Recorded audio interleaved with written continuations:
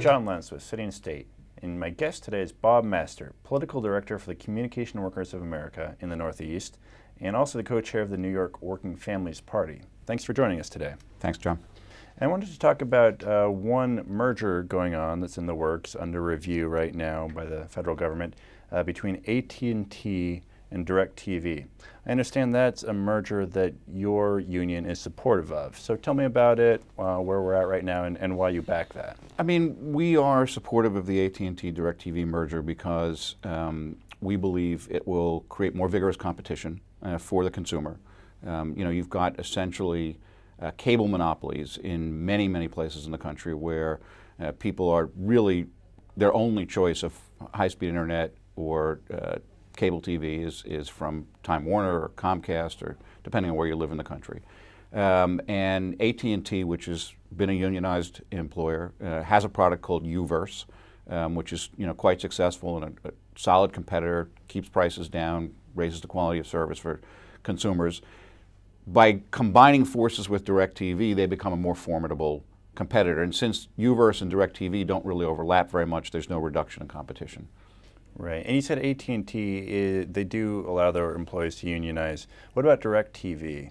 Our understanding is that AT&T will respect the rights of the DirecTV workers when they are in the merged company to join the union, which is obviously something that's very important to us. In contrast, for example, to Verizon Wireless, AT&T Mobility is 100% unionized because of agreements that were negotiated with the company some years ago. And so, we look forward to growing the unionized workforce, to creating more good, family supporting jobs.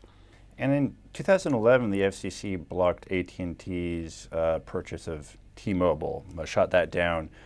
This is different in some ways. Do you think this is likely to go through, this AT&T DirecTV? We're pretty optimistic about it. I mean, I know you probably are aware that the reason the FCC stopped the AT&T T-Mobile merger was because in the wireless market you have a reduced number of competitors, and so you're basically going from 4 to 3.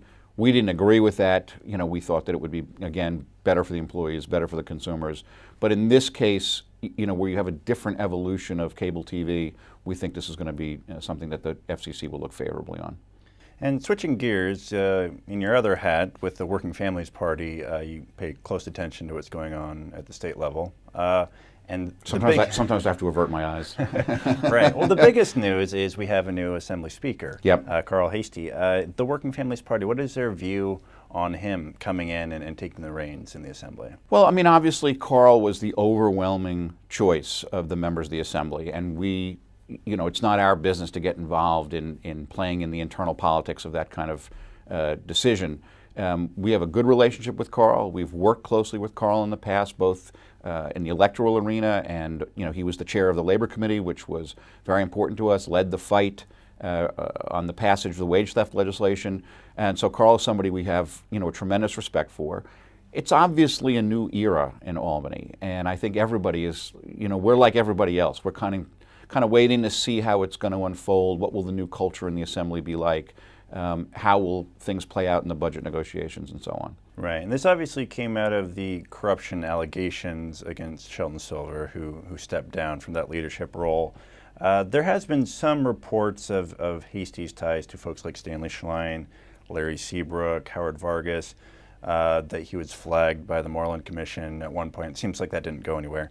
But are there concerns about this being the right person to replace Silver in an era of talking about cleaning up Albany? I don't really have those concerns. I mean, in the sense that a pretty wide net was cast, and I think that had there been problems, I think we can pretty well count on the U.S. Attorney in the Southern District to make us aware of them. So, I think Carl, obviously first African American Speaker of the Assembly, I'm confident that he's going to provide strong leadership.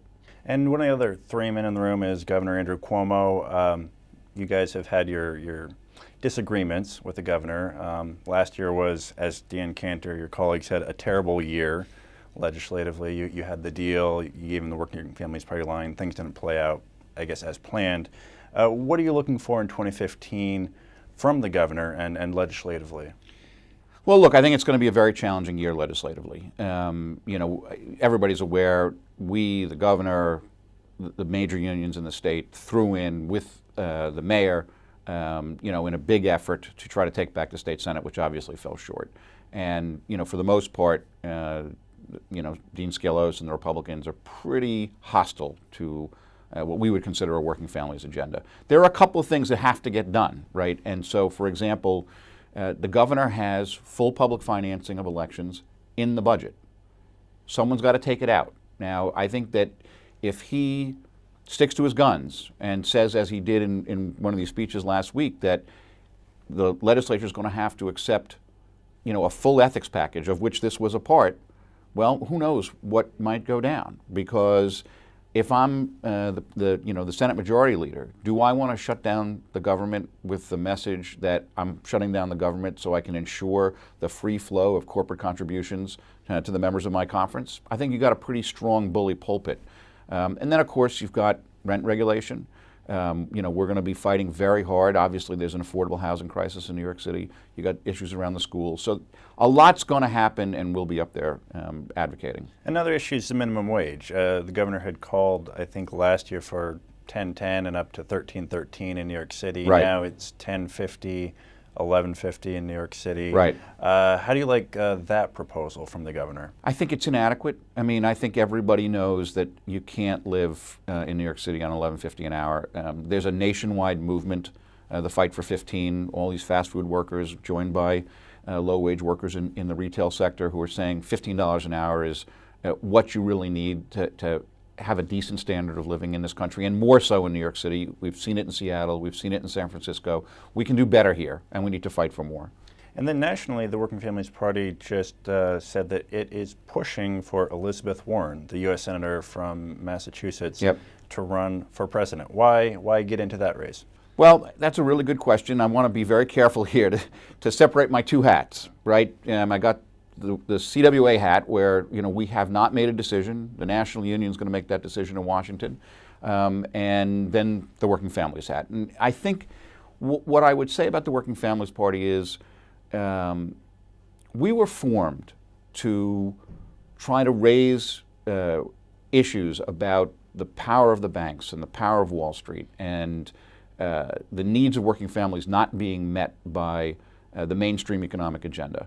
Elizabeth Warren has been the most compelling spokesperson for that agenda over the last several years. And we believe that if she got into the race, and a lot of people believe this, that if she got into the race, she would force a debate about the role of Wall Street, the austerity politics, the austerity economic policies that have been imposed on so many Americans, so many budget cuts, so many service cuts, that we felt that the role of the party, as opposed to perhaps the union, right? The union's a different institution, has short-term needs, pragmatic needs.